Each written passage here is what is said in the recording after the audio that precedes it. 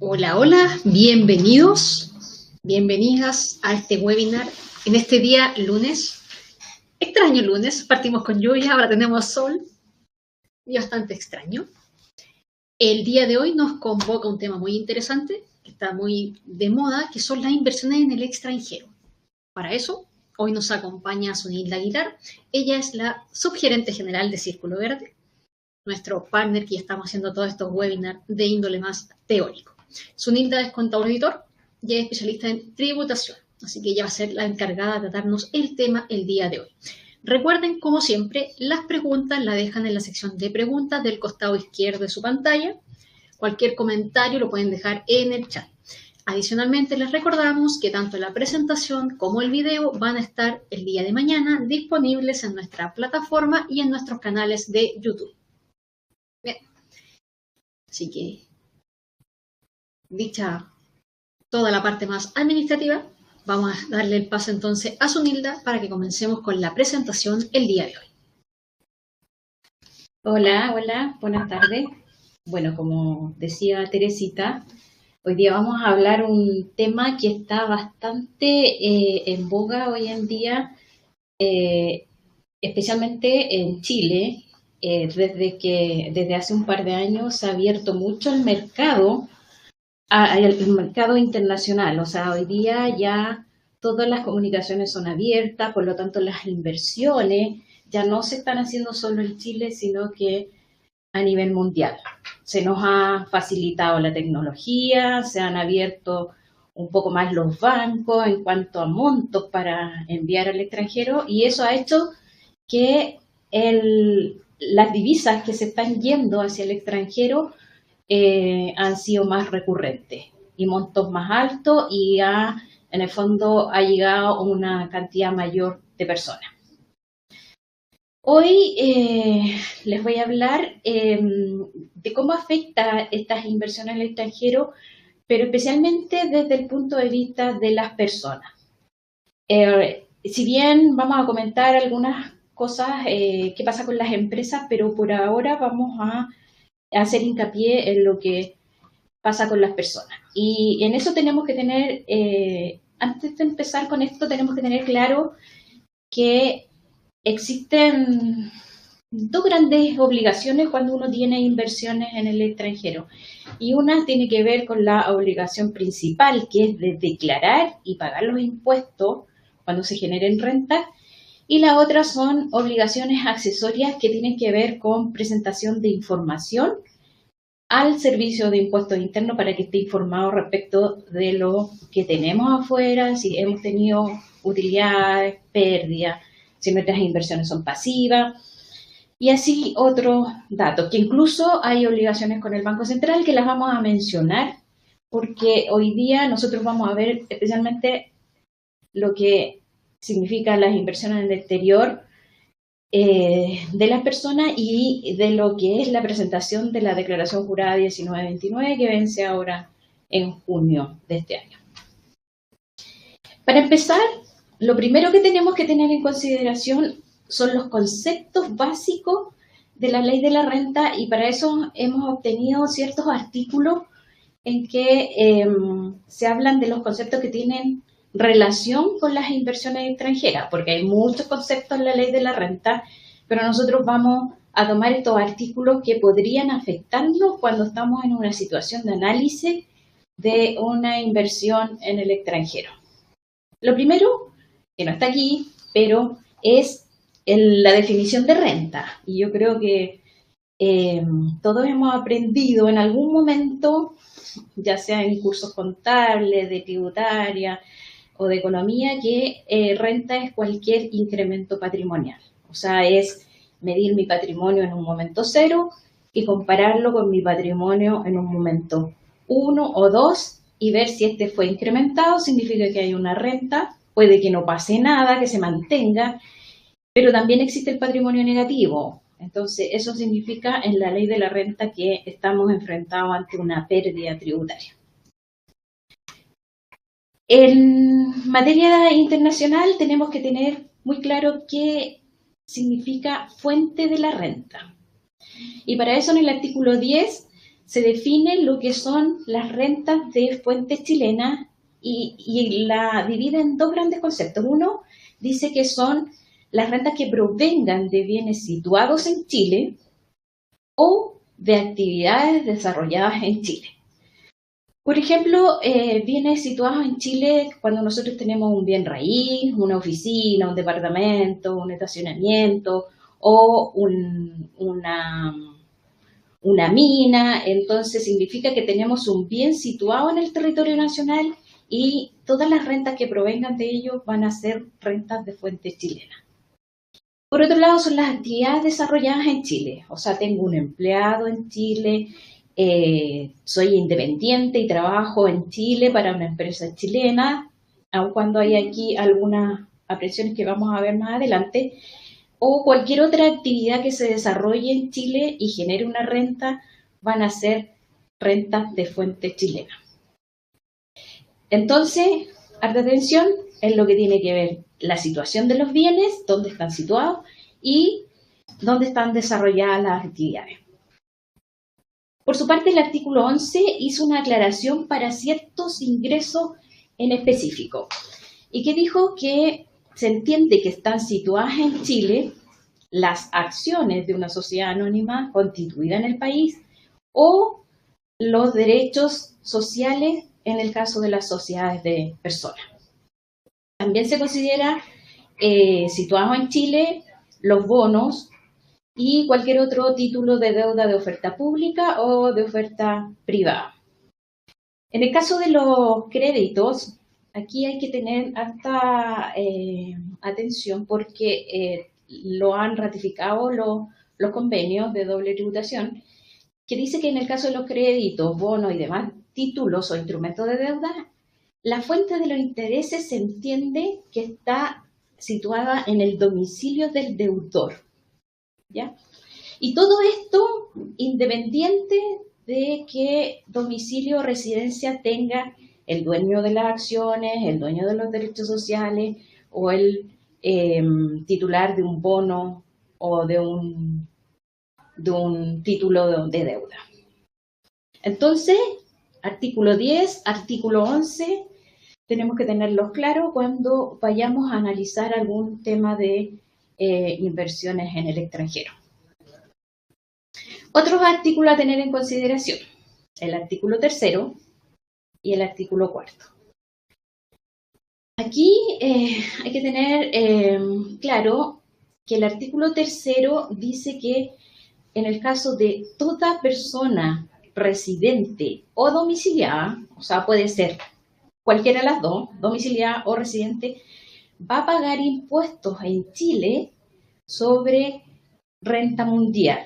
¿Qué significa eso? Va a tributar tanto por las rentas de fuente chilena, que ya vimos qué significa que una renta sea de fuente chilena, o rentas de fuente extranjera. Entonces, y ojo que aquí no estamos hablando de chilenos, estamos hablando de personas domiciliadas o residentes en Chile. Y eso, el concepto es bastante más amplio que ser chileno o ser extranjero. Las personas que no tienen residencia en Chile solo van a pagar impuestos acá por las rentas de fuente chilena, de fuente interna, o sea, pero vamos a tener tenemos una norma de excepción que es bien importante y que es muy utilizada, sobre todo cuando si vienen trabajadores a trabajar en forma dependiente o independiente a Chile. Y este mismo artículo lo dice, que dice que con todo, el extranjero que vaya a constituir o constituya en Chile domicilio o residencia, durante los 3 primeros años, solo va a estar afecto a impuestos que gravan las rentas de fuente chilena.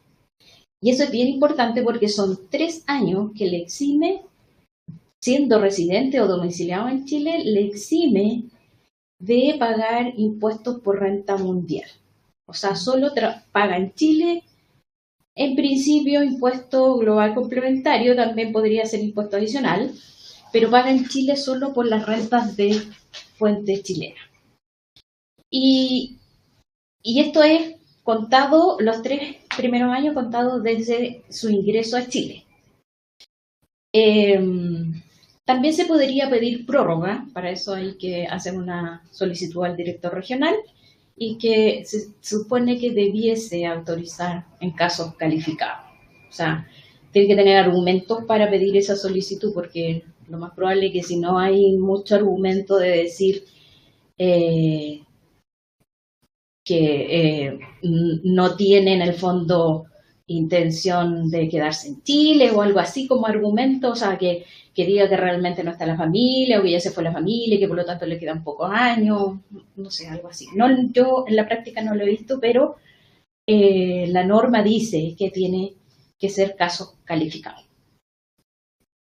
Y aquí hay otra cosa en el artículo 4 que por experiencia les digo que el Servicio de Impuestos Internos lo revisa y que dice que para efectos de esta ley de la renta, la ausencia, dice, primero se lo voy a leer y después les voy a explicar, la ausencia o falta de residencia en el país no es causal que determine la pérdida de domicilio en Chile.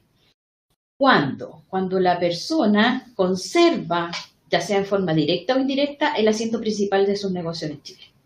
¿Qué significa esto? Que la persona puede salir, perder la residencia, que ya en la próxima vamos a ver qué significa ser residente, puede perder el domicilio, pero si él conserva la fuente principal de sus ingresos en Chile, va a seguir siendo considerado para efecto de esta ley como domiciliado en Chile. Y es domicilio, no es residente, porque la residencia vamos a ver que es un tema bien objetivo. En cambio, el domicilio tiene que tener un tema de intención, entonces dice, si usted en realidad mantiene todas sus fuentes de ingresos en Chile porque tiene probablemente intención de seguir su relación con Chile. Entonces, y cuando habla de forma directa o indirecta, puede ser de que yo tenga bienes raíces, trabajo en arriendo, como negocio, o puede que tenga una participación en una empresa y esa empresa sea operativa en Chile. O sea, no necesariamente inversiones directas que le generen flujo, sino que pueden ser también inversiones indirectas. Y después que hemos hablado de domicilio y residencia, tenemos que detenernos un poquito en qué se entiende por ser residente y qué se entiende por ser domiciliado. Vamos a empezar con el de residencia, porque como les decía aquí, esto es objetivo. Y para que una persona sea residente tributario, y va para la norma de la ley de la renta, es toda persona que permanezca en Chile en forma ininterrumpida o no, o sea, esto puede ser continuo o no continuo, por un periodo o periodos, porque puede ser interrumpido, que en total excedan de 183 días, y esto dentro del lapso de 12 meses. Entonces, al día 184 que yo permanezco en Chile en un lapso de 12 meses, y que pueden ser días corridos o no, paso a ser residente tributario. ¿Y eso qué significa? Que yo, esto puede ser un chileno que vuelve a Chile, o puede ser un extranjero que entra a Chile. Y eso significa que al ser residente voy a tener que pagar impuestos por renta mundial y probablemente impuesto global complementario. Por otro lado, el domicilio. El domicilio dice que es la residencia, pero aquí viene acompañada por el ánimo de permanecer en un lugar. Y es por eso que cuando hablábamos en el caso anterior de que si conserva la fuente principal de sus ingresos en Chile, se entiende indirectamente de que yo tengo ánimo de seguir haciendo negocios en Chile o de permanecer en Chile. Por eso es que existe esta norma de excepción, que solo está en la ley de la renta. Entonces, domicilio significa que hay residencia, o sea, pasaron 183 días, y además hay ánimo de permanecer en un lugar. Hay un artículo de la ley de la renta que permite que las personas pierdan su domicilio, o es una solicitud de pérdida de domicilio, que se está usando bastante cuando las personas salen del país y quieren perder de inmediato domicilio y residencia, domicilio, porque la residencia solo se pierde cuando pasa el tiempo, y también para personas que ingresan. Les coloqué ahí un oficio, que es el 3602 del año 2021, que aclaró qué significa ingreso de la persona a Chile, o sea, desde cuándo se cuentan estos 183 días. Y aquí dijo que es la fecha desde la cual se debe contar el periodo, es la del primer ingreso de la persona natural al país y acreditada o visada con los documentos de autorizaciones otorgadas por las entidades competentes, es decir, Policía Internacional. Entonces no importa esta persona que haya llegado al principio a lo mejor como turista y después, bueno, se enamoró de Chile, se quiere quedar y para contar estos 183 días, se tiene que tener claro que es desde el primer ingreso a Chile, no importa cuál era la intención al ingresar. ¿Ya? Eso es, entonces, los conceptos de domicilio, residencia, como resumen, los domiciliados y residentes en el país pagan impuestos por renta mundial. Los no domiciliados, no residentes, solo pagan por rentas de fuente chilena y existe esta norma de excepción que dice que en el caso del extranjero tiene 3 años, los primeros 3 años puede pagar impuestos solo por la renta de fuente chilena. Ahora, ¿cómo afecta? Ahora ya vamos a ir a lo que ¿qué significa tener rentas de fuente extranjera, ya sea para chilenos y extranjeros, pero los extranjeros que ya son residentes y domiciliados en Chile, porque si no, pagan impuestos solo por la renta de fuente chilena y no va a importar qué pasa con sus rentas extranjeras. Entonces, para los chilenos, bueno, un preámbulo que dice que desde que somos países miembros de la OCDE tenemos que tener mucho más cuidado, ser un mercado mucho más abierto en cuanto a la información.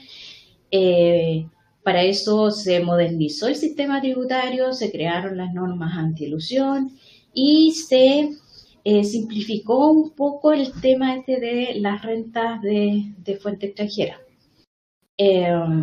Vamos a hablar qué significan las rentas. Vamos a hacer acto hincapié de cómo se consideran y cómo se contabilizan los créditos por rentas de fuente extranjera, porque aquí la gran preocupación de las personas es que ¿cómo hago para no pagar 2 veces el impuesto? Porque tenemos países con convenio donde precisamente el convenio lo que trata es evitar la doble tributación, ya sea otorgándole un crédito o fijando la tributación en fuente o en residencia, pero también hay países que no tenemos convenio y que por lo tanto podría pensarse que no podríamos utilizar los créditos cuando son rentas provenientes de esos países. Las rentas, ¿cómo y cuándo se computan? Recuerden que en general esto es para las personas, pero la mayoría de las cosas aplica también para las empresas. Dice, sin perjuicio de que existe el artículo 41G, que les voy a explicar de inmediato, pero un pequeño resumen del 41G. Las rentas de fuente extranjera se van a considerar líquidas y percibidas. Tal vez el concepto de percibido lo tenemos bastante más claro. Siempre nos han dicho que percibido es cuando ha ingresado materialmente al patrimonio de la persona. Y aquí, ojo, porque varias personas creen, no son cosas que yo inventé, son cosas que me han pasado. Personas que creen que porque las rentas se perciben en el extranjero y se quedan en el extranjero, quiere decir que no son remesadas a Chile, se piensa que no están percibidas para efectos de la tributación de la ley de la renta.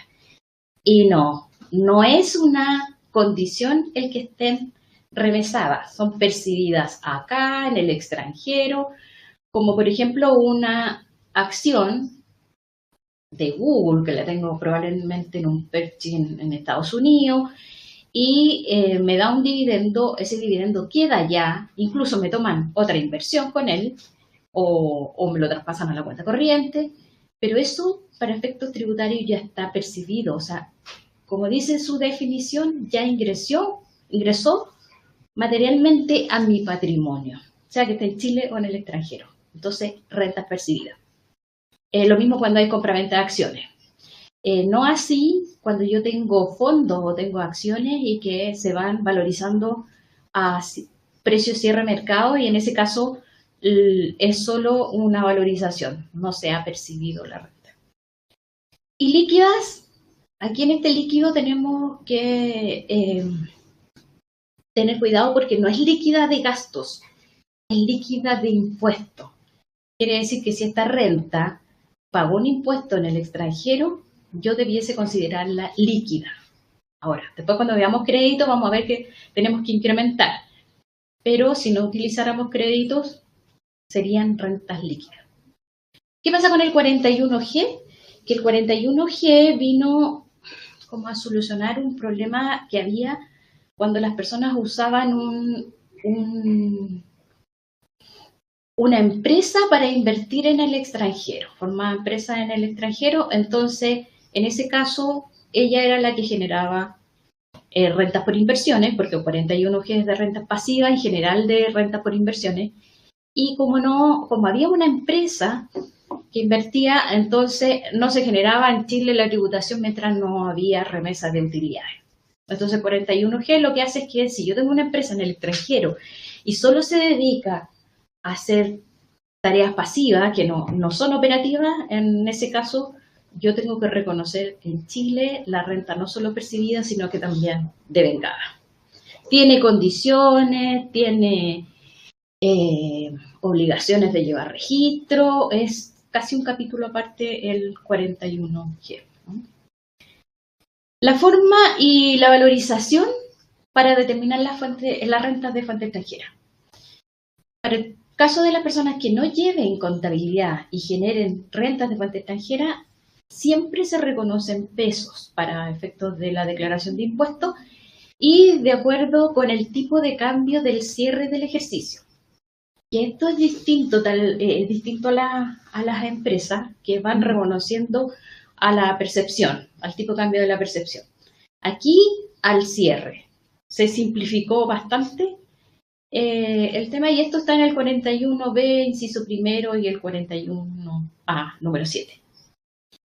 ¿Qué pasa si la moneda en la que yo mantengo la inversión no hay transacciones en el Banco Central y que por lo tanto no tenemos un precio que nos dé una autoridad? Entonces en ese caso se lleva una paridad en dólar y recién con el dólar se valoriza en peso. Así que no importa el tipo de moneda en que tengan, si se transa en el Banco Central, entonces hay valor de cierre. Y recuerda que el valor de cierre siempre es el que se publica el primer día hábil del año siguiente. ¿Y cómo se determina la utilidad? Es bastante simple, pero a veces es bastante perjudicial también. Es precio de venta en moneda extranjera versus precio de costo en moneda extranjera, y esa ganancia o esa pérdida no considera ninguna reajustabilidad, o sea, no es que el precio de compra en dólar yo lo reajuste a la fecha de venta, no, nada de eso, es precio de venta menos precio de costo, y eso por el valor del dólar de cierre, para las personas, recuerden. Así que es relativamente fácil de determinar, pero a veces cuando las personas traen las inversiones muy antiguas, significa que el dólar ha crecido mucho, o también es un tema de suerte, porque el dólar sube y baja, entonces esto significa que podría haber operaciones que generen utilidades bien altas. Algunas cosas que tiene el artículo 41B, número 4, que es importante mencionar. Se establece una exención de impuesto, pero de primera categoría, y va a beneficiar a las rentas del artículo 20 y que soportaron impuestos en el extranjero y que sean obtenidas por personas naturales, ¿ya? Entonces, personas naturales que reciben rentas, que han pagado impuestos en el extranjero y que sean del tipo de las rentas del artículo 20, o sea, de capitales mobiliarios, pero todo esto en el extranjero. Van a estar exentas del impuesto de primera categoría, pero afecta siempre al impuesto global complementario, ¿ya? O sea, solo no hace en el fondo la pasada por el impuesto de primera categoría para después darse de crédito en Chile para este tipo de renta. Que tienen un crédito por impuestos pagados en el extranjero y este crédito solo puede ser imputado al impuesto global complementario determinado porque su excedente no da derecho ni a devolución, ni a utilizar en el ejercicio siguiente, ni para aplicar a otros impuestos. Solo para pagar el impuesto de rentas de fuente extranjera. Vamos a andar un poquito en los créditos, como les había dicho. ¿Qué significa que sea un crédito? El impuesto pagado en el extranjero significa que cuando yo reconozca las rentas en Chile y pague el impuesto que me corresponde pagar en Chile, que es el impuesto global complementario, yo voy a dar de crédito, o sea, me va a servir para pagar el impuesto en Chile, estos impuestos que están pagados en el extranjero. Entonces, por lo tanto, tiene bastante normativa, tiene exigencias de documentación y es lo que en el fondo vamos a ver ahora. Circular o normativa asociada a la circular 44 del 2017 que fue reemplazada por una buena parte por la 31. Así que lo ideal es ver la 31, hay ejercicios prácticos en esa circular, así que es bastante buena. ¿Qué contribuyentes tienen derecho al crédito por impuestos pagados en el extranjero? Contribuyentes o entidades residentes, domiciliados, constituidos o establecidos en Chile, ¿ya? Y que obtengan rentas de fuente extranjera.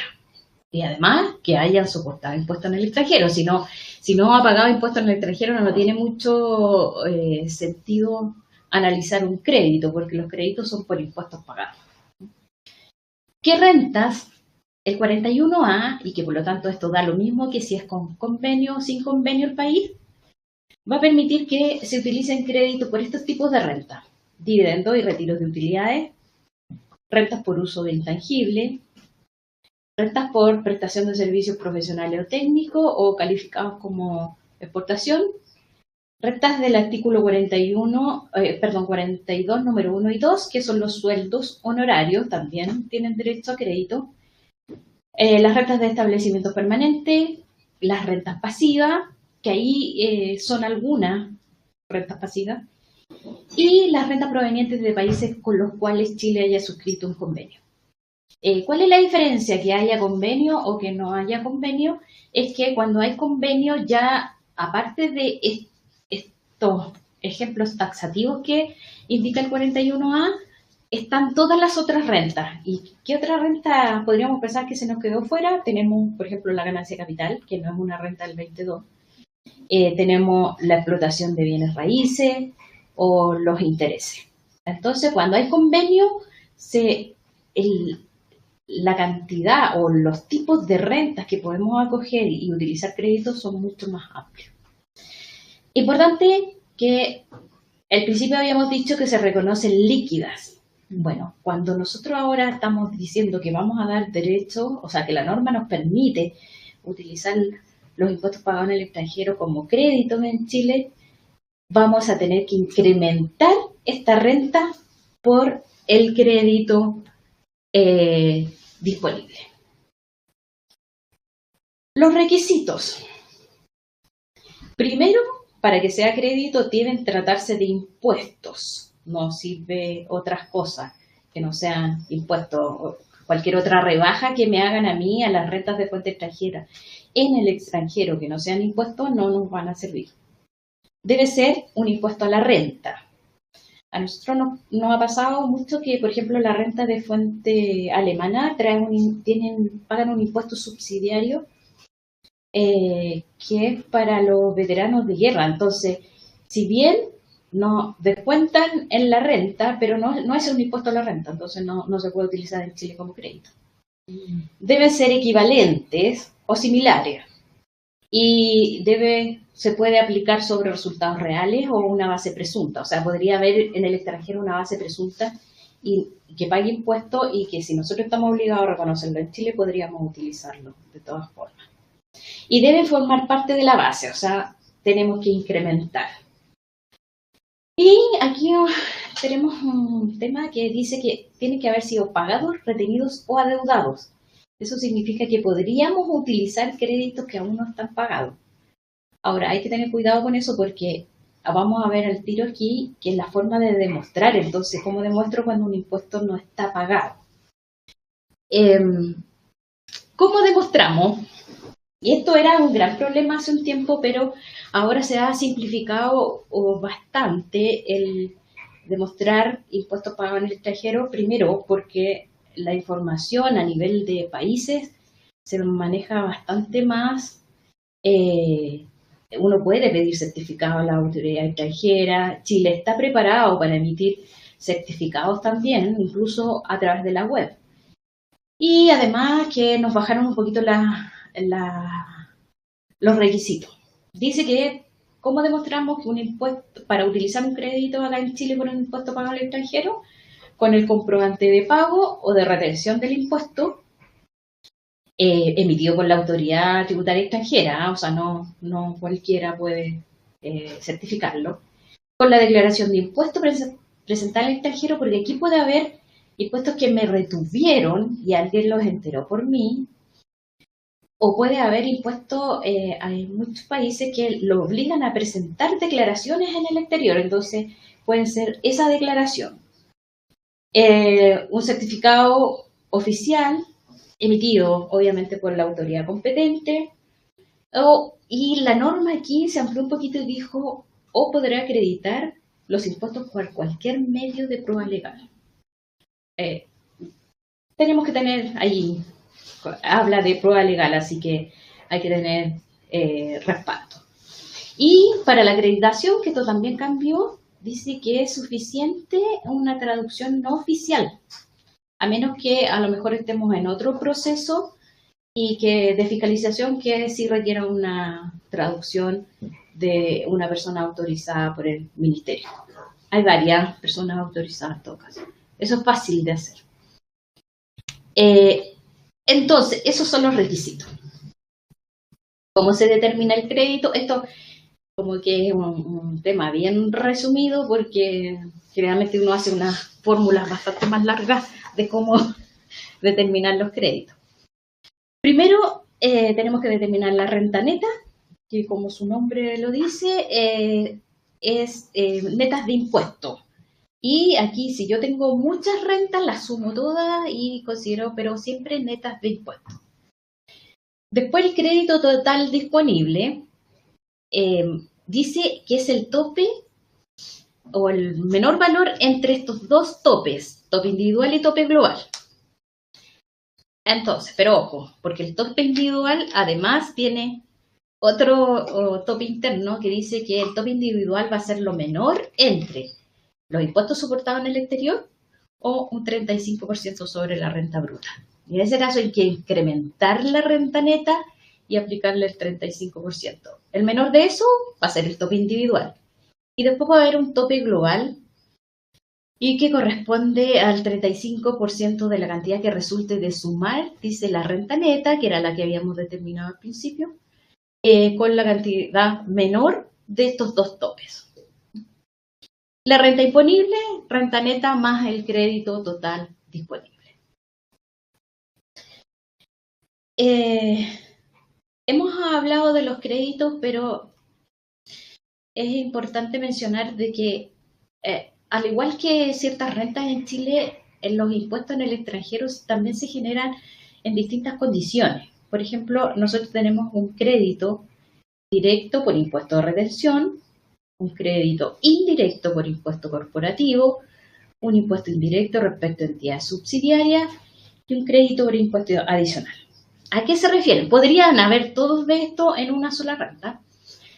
El crédito directo por impuesto de retención significa que en el momento que a mí me pagan una renta en el extranjero o me remesan una renta en el extranjero, me retienen un porcentaje o una cantidad. Después tenemos el crédito indirecto, que es el impuesto corporativo. Es igual que en Chile, cuando se remesan dividendos o se envían retiro al extranjero, ¿qué se hace? Se hace un cálculo en que se considera como crédito el impuesto pagado por la empresa por ese retiro y después recién se hace una retención. Bueno, aquí el impuesto corporativo es ese, el impuesto que pagó la empresa no lo ha pagado el contribuyente, lo pagó la empresa que le pagó la renta o le remesó la renta. Es el impuesto pagado por la empresa, por eso es que se llama corporativo. Y después tenemos un crédito que es por entidades subsidiarias. ¿Qué significa esto? Que no solo me sirve el impuesto que pague la empresa donde yo tengo la inversión directa, sino que si esa empresa además tiene una subsidiaria y es la subsidiaria la que paga el impuesto, a mí me va a servir cuando me remesen utilidades. Si esas utilidades indirectamente vienen de la subsidiaria, también voy a poder aprovechar en Chile esos créditos. Y por último está el crédito por impuesto adicional, que es un poquito, es como que se da una vuelta al crédito, porque aquí yo tengo una inversión en una empresa extranjera, esa empresa extranjera tiene una inversión en una empresa chilena. Entonces Chile le remesa a la empresa extranjera y le retiene el impuesto adicional. Y después esta empresa extranjera me paga a mí un dividendo o un retiro y me da de crédito el impuesto que se pagó en Chile. Por eso que se llama crédito por impuesto adicional. Y que no está pagado en el extranjero, está pagado acá en Chile. Esos son los 4 tipos de créditos, o sea, de impuestos que podemos utilizar en Chile como crédito. Habíamos dicho cómo convertíamos la renta a pesos chilenos para declararla. Y los créditos es algo muy parecido, o sea, el crédito se convierte, la regla general es que se convierte a la paridad cambiaria vigente a la fecha en que dicha cantidad se perciba. Pero como ya habíamos dicho, en el caso de las personas naturales se usa paridad del fin del año. Y también si no hay publicación del Banco Central, se utiliza primero paridad dólar y después recién se lleva a pesos chilenos. ¿Qué línea del formulario 22 se utiliza en estos casos para declarar las rentas de fuente extranjera? Hay otras, pero la línea principal para las personas naturales es la línea 12. Bueno, con las líneas hay que tener harto cuidado porque las líneas cambian todos los años, entonces, no todos los años, pero generalmente cambian. Por ejemplo, el año anterior creo que era la 11. Así que mucho mejor tratar de aprenderse los códigos, aunque no sé si nos da la memoria para tanto código, pero en el código 1104 se tienen que declarar las rentas de fuente extranjera, personas naturales, ¿ya? ¿Estas rentas de dónde las podemos sacar? De la declaración jurada 1929, que aquí la declaración jurada 1929 es información que yo mismo declaro al fisco. Y está la declaración 1932, que ahí terceros informan sobre mí. Y además con esa declaración jurada hay que tener cuidado porque informa tanto rentas nacionales como internacionales. Entonces siempre que tengan una renta informada, esos agentes retenedores que le aparezca el formulario 1932, ingresen al detalle, porque ahí les va a aparecer si es una renta chilena o una renta extranjera. Y dice que, bueno, en la línea 12, pero con excepción de las rentas, dice que aluden a las líneas 7 y 13. ¿Por qué? Porque en la línea 7 están los honorarios y en la 13 están los sueldos. Y los sueldos y los honorarios tienen su línea en esa misma línea, de la 13 y la 7 se declaran los que son de renta extranjera. No se tienen que incorporar aquí en la línea 12. Todas las demás van aquí en la 12. ¿A qué se refiere? Que hay que tener cuidado con ese código del lado, el 1914, porque está dentro de la estructura de los créditos. Ese crédito es solo cuando la renta de fuente extranjera, yo estuve obligada a pagar impuestos de primera categoría en Chile y después global complementario. Entonces, ese 1914 es para el impuesto de primera categoría pagado en Chile, que da derecho a devolución porque está pagado en Chile. Respecto del ¿qué pasa con el crédito que traigo del extranjero? Entonces, ese crédito lo voy a declarar como incremento en el código 748 de la línea 14, 2 líneas más abajo, y luego se traslada a la línea 45 para la imputación como crédito al impuesto global complementario, cuando ya se hayan determinado los topes, todo. Bueno, ahí dice que el 1914 que debe informar el impuesto de primera categoría para cuando han sido afectados con impuestos en Chile. Importante mencionar que cuando una empresa chilena, una sociedad chilena, invierte en el extranjero, recibe rentas de fuente extranjera, cuando ella reparte y recibe la persona natural, ya para la persona natural es una renta de fuente chilena. Aunque haya sido de origen extranjero, al pasar por la empresa chilena se convierte ya en una renta de fuente chilena y van a ir en la línea 1, 2, 3, 4, dependiendo de la característica. Ya. Respecto de al principio les había dicho que existían dos grandes obligaciones con las inversiones en el exterior. La primera era declarar y pagar, si es que corresponde, el impuesto en el formulario 22. Y la segunda son obligaciones accesorias, que son de información. La primera, que es la más antigua y hoy día incluso está siendo reemplazada, ya fue reemplazada, es el registro de inversión en el extranjero, o el más conocido como RIE. Y que aquí, bueno, en la siguiente les voy a dar un poquito más de detalle de ese. Después tenemos una obligación que es para las rentas pasivas y que es un registro. Cuando las personas tienen rentas pasivas, están obligadas a hacer un registro, aunque yo no sé si alguien lo hace, pero estamos obligados.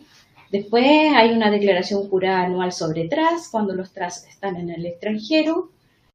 Hay una declaración jurada, esta última, porque después vamos a hablar de la 1929, que es una obligación de informar al Banco Central cuando las inversiones superen los 5 millones de dólares en cualquier momento del año. O sea, puede que al diciembre no tenga nada o tenga a lo mejor hice una pasada y la tuve en el extranjero, millones de dólares, y en cualquier momento del año que haya tenido 5 millones estoy obligada a declarar. 5 millones para mí es mucho, pero para varios es normal. Ya, el registro de inversión en el extranjero. ¿Quiénes estaban obligados o están todavía? En realidad, no entiendo mucho por qué no lo han sacado. Debe tener algunos objetos que yo no maneje.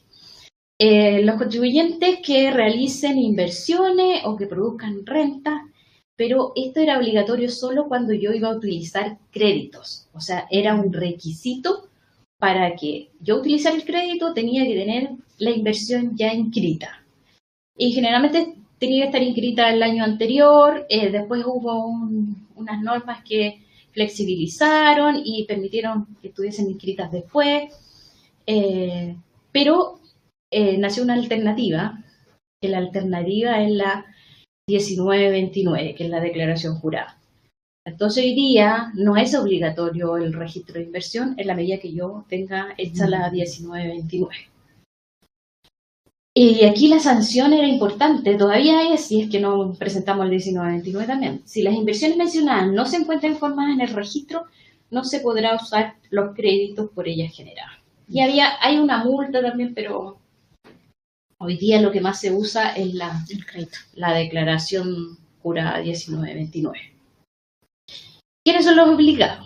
Ya, esta es la declaración jurada que vence ahora el 30 de junio y todas las personas naturales, jurídicas, con contabilidad, sin contabilidad, tienen que presentarla. Y esta es una declaración que presento yo de mí mismo, no es un tercero que lo tiene que informar. Entonces, ojo con esto porque las sanciones son altas, importantes. ¿Quiénes son los obligados? Contribuyentes que inviertan en el exterior, obviamente.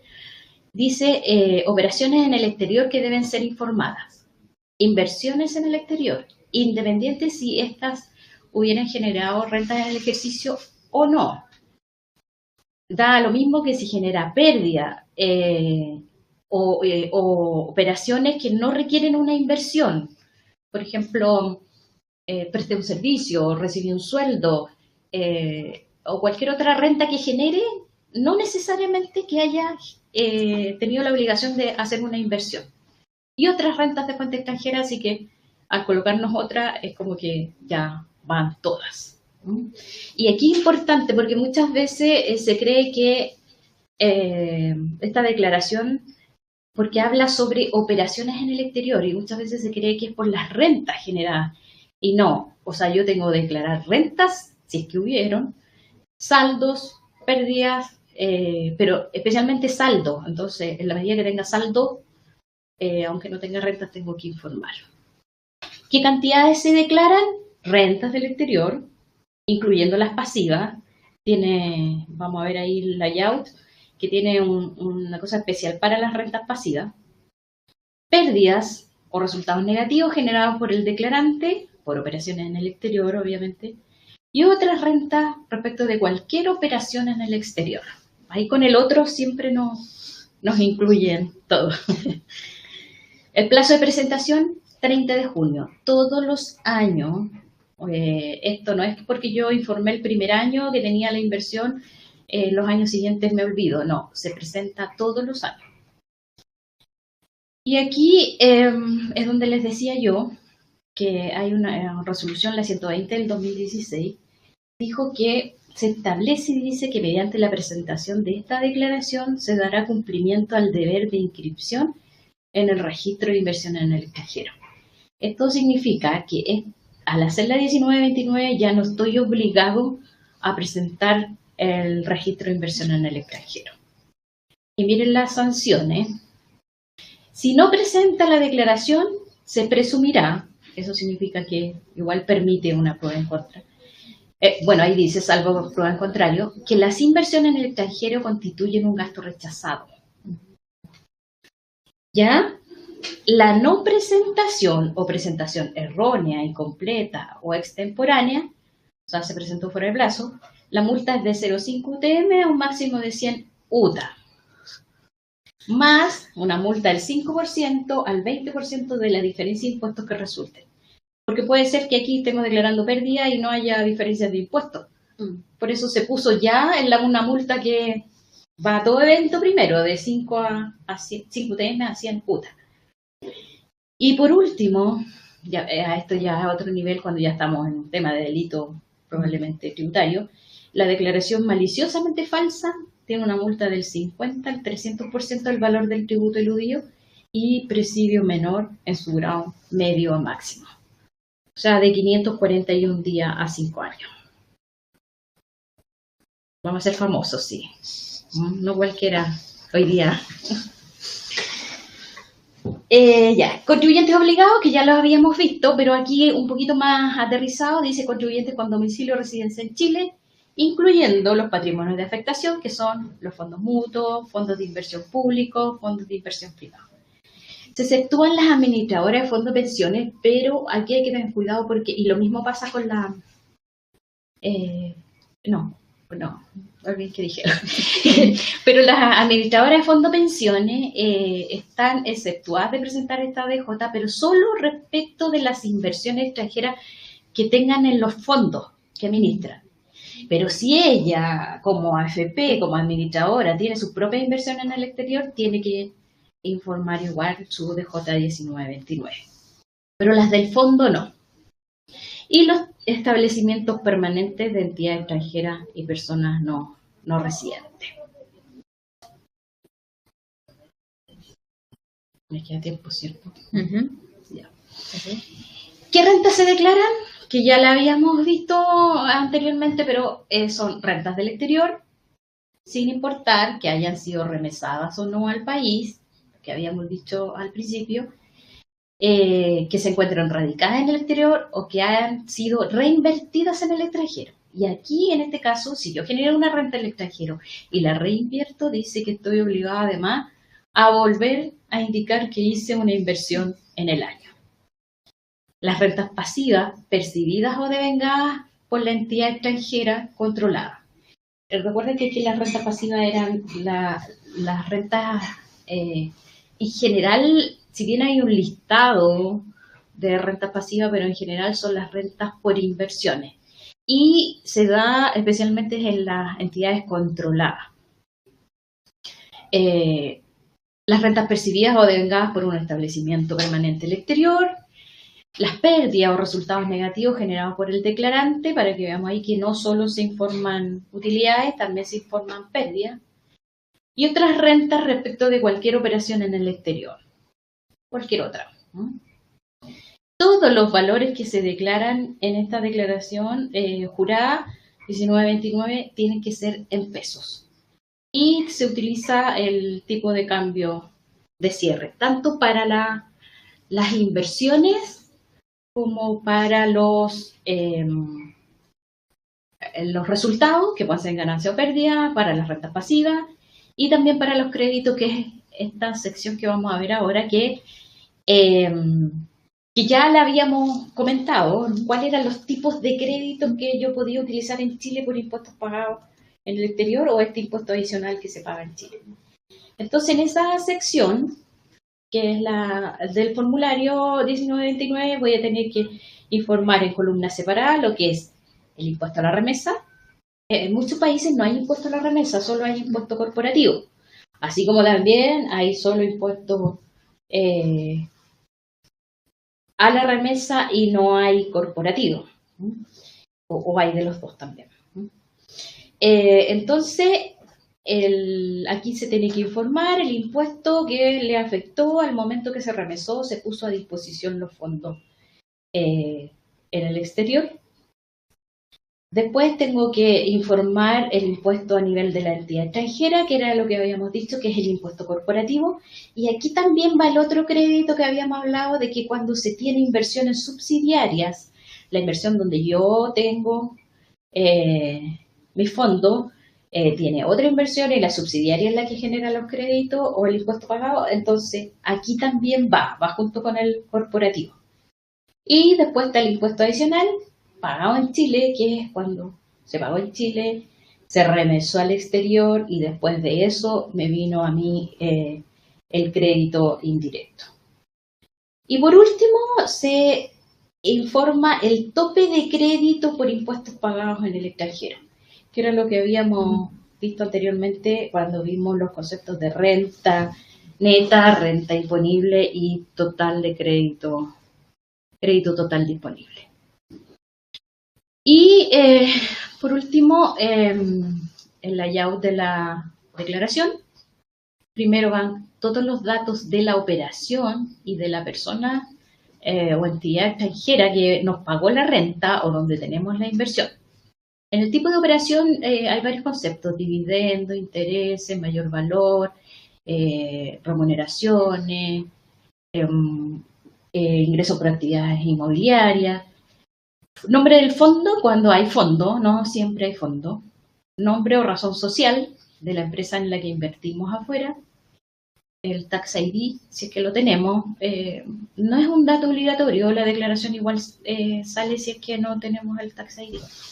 El país, el domicilio, la ciudad, la relación, o sea, si tenemos relación, si participamos más del 10%, tenemos relación porque somos administradores o simplemente no hay relación, también existe la opción.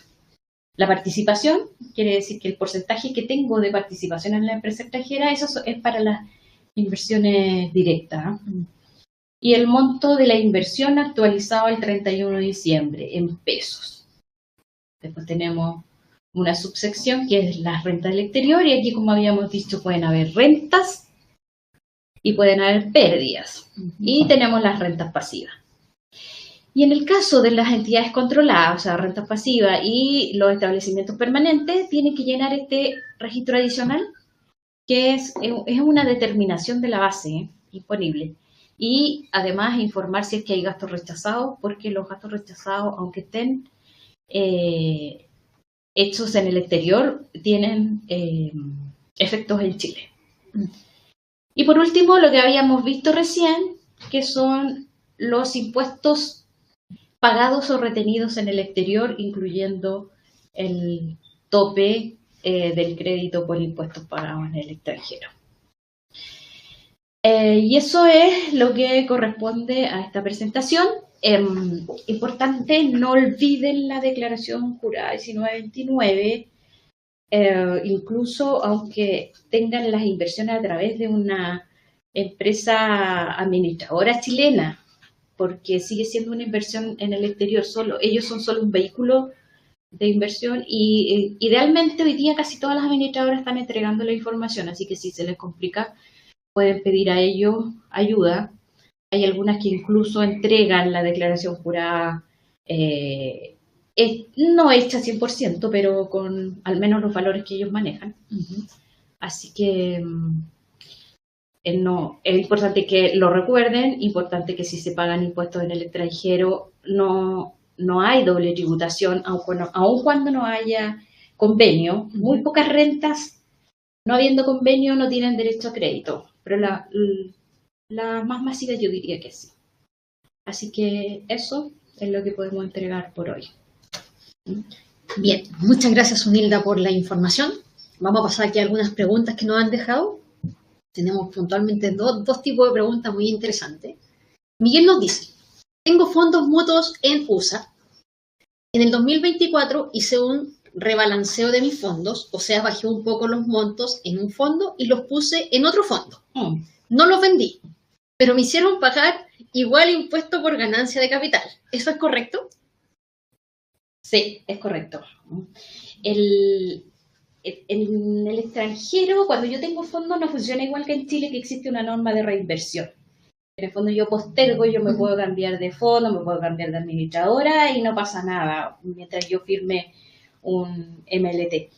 Pero en el extranjero, si yo cambio fondo, aunque sea por un rebalanceo o lo que sea, implica que yo rescaté el fondo o lo enajené y lo cambié por otro. Entonces hay tributación de todas maneras. Es un tema ahí que nosotros hemos levantado, de que las administradoras debiesen avisarles en el momento que hacen eso. Claro. Bien, Miguel también nos dice: hasta febrero del 2024, USA retenía el 30% de los dividendos de acciones. Con el acuerdo de doble tributación, bajó al 15%. Pero aún en mayo del 2025 siguen reteniendo el 30%. ¿Qué hago para recuperar esta sobreretención? Sí. Tiene que presentar un formulario que en este momento no me acuerdo el número, pero se lo podría mandar. ¿Usted tiene el contacto? Sí, nosotros tenemos contacto. Tiene que avisar a la administradora extranjera. Hay un formulario especial donde usted indica que es no residente y que además es residente en Chile. Probablemente le van a pedir el certificado de residente tributario en Chile que se emite por la página. Y con eso la entidad ya informa, e incluso tengo entendido que están devolviendo los montos retenidos de más. Ahora, si usted lo utilizó como crédito en Chile, ya no lo puede pedir de devolución. Pero si no lo utilizó, puede pedir la devolución de lo retenido en exceso. Perfecto. Ahí vamos entonces a la más fácil. Sí, le vamos a mandar el formulario. Sí. Jorge nos pregunta: hola, buenas tardes. Tengo una empresa chilena que tiene participación en otra en España. El único socio es sueco, con residencia en Chile, con cédula de identidad chilena, con más de 3 años, pero actualmente está viviendo en España y estará allá por más de 5 años. ¿Cómo tributaría en Chile por esta inversión? El sueco, supongo. Sí. Ya. Lo que pasa es que si el sueco se fue de Chile hace más de 173 días, perdió la residencia. Entonces ya no tiene que tributar en Chile por esa renta, porque es una renta de fuente extranjera. Ahora, si no ha cumplido los 183 días afuera, va a tener que tributar en Chile con impuesto global complementario. Perfecto. Mira, Dionisio nos dice, las monedas Bitcoin o similares, ¿están afectas a esta tributación o pagan impuestos? Pagan impuestos, toda renta paga impuestos, pero no está considerada como una renta de fuente extranjera, es una renta del artículo 20, número 5, así que tiene que pagar impuesto global primera categoría y global complementario dándose crédito en la primera categoría. Tiene que declararla en otras rentas. Porque otras rentas, pero de fuente sí, chilena. Son de fuentes chilenas, lo mismo que la enajenación de dólares o cualquier otra moneda extranjera. Perfecto. No tenemos ninguna otra pregunta, pero estaban bien interesantes ahí las preguntas sí. que nos dejaron. Sí.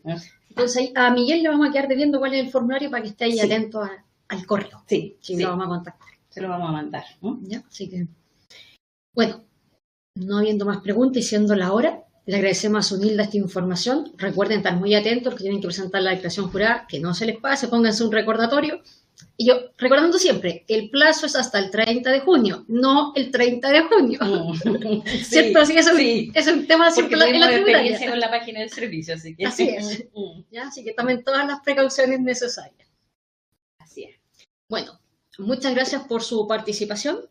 Agradecida a Sunilda por la información. Y recuerden, ya a partir de mañana van a estar disponible la presentación y el video en tanto en nuestro canal de YouTube como en la plataforma de nuestra academia, y ahí en el chat les dejamos igual los accesos para que puedan acceder.